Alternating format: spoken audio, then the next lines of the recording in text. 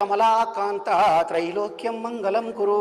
పండుకున్న ఎంకన్నా కొంచెం లే లే లే అంటాడు. అంటే ఇటు లేమంటే లేస్తాడు, ఇటు పండుకోమంటే పండుకుంటాడు. ఉనే గాడ్, ఉనే భగవాన్. అవునా? పండుకోమంటే పండుకుంటాడు, లేమంటే లేచాడు. దేవుడు అవుతాడు, పనికి మనోడు అవుతాడు.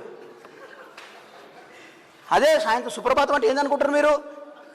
ఏంది అర్థం? అదే దానికి అర్థం. కమలాకుచ చూచుక కుంకుమతో నియతారు నితాతుల నీలతను విజయీ భవ వెంకట శైలపతే. అయ్యా స్వామి, నువ్వు ఆదమనిషి నిద్రపోయి అనుకున్నావు, రాత్రి లేట్ అయిందేమో, జరలే తవ సుప్రభాతం. పొద్దుముకల మళ్ళా వండబెడతారు. పొద్దుముకల్లో తొట్టెళ్ళేస్తాడు, పొద్దుగాల లేపి కూర్చోబెడతాడు. ఏమి బామ్మడితే అరా దేవుడు అంటే ఏమన్నా? ఏందే జై శ్రీరామ్. ఇవాళ ఫేస్బుక్ లో, వాట్సాప్ లో నేను ఒక న్యాయవాది వెంకటేశ్వర స్వామిపై, కొన్ని కోట్ల మంది విశ్వసించే వెంకటేశ్వర స్వామిపై అనుచిత వ్యాఖ్యలు జరపడం జరిగింది. వాడి పేరు కదిరి కృష్ణ. వాడు ఒక బాధ్యతమైన వృత్తిలో, న్యాయవాది వృత్తిలో ఉండి హిందువుల మనోభావాలను కించపరిచే విధంగా మరి సోషల్ మీడియాలో వాడు వాగిన మాటలన్నీ కూడా రావడం జరిగినాయి. మరి దానికి ధర్మరక్ష సంస్థ ద్వారా, మరియు నేను ఒక రాష్ట్ర బీజేపీ నాయకుడిని, మరి చాలా మనస్తాపానికి గురైన వాడు మాట్లాడిన తీరు దేశంలోని కోట్ల హిందువుల మనోభావాలను కించపరిచే విధంగా ఉండడం జరిగింది. కాబట్టి నేను ఇవాళ జూబ్లీహిల్స్ పోలీస్ స్టేషన్ లోకి వచ్చి మరి కంప్లైంట్ ఇవ్వడం జరిగింది.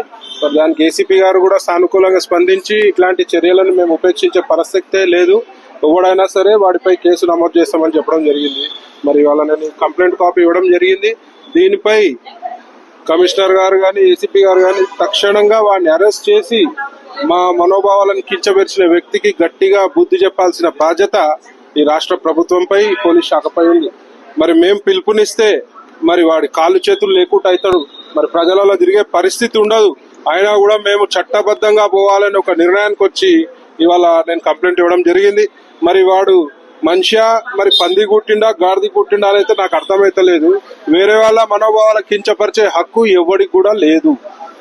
వాడు ఇలాగే ప్రవర్తిస్తే రోడ్డు మీద తిరుగుతూ మరి మా ధర్మరక్ష కార్యకర్తలు మరి తిరుగుతుంటారు.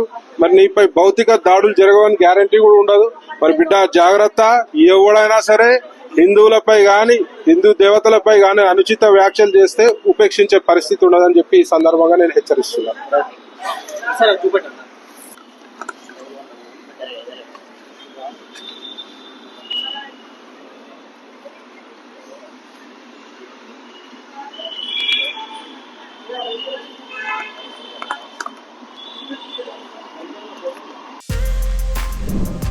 For more videos like this, subscribe Big TV channel.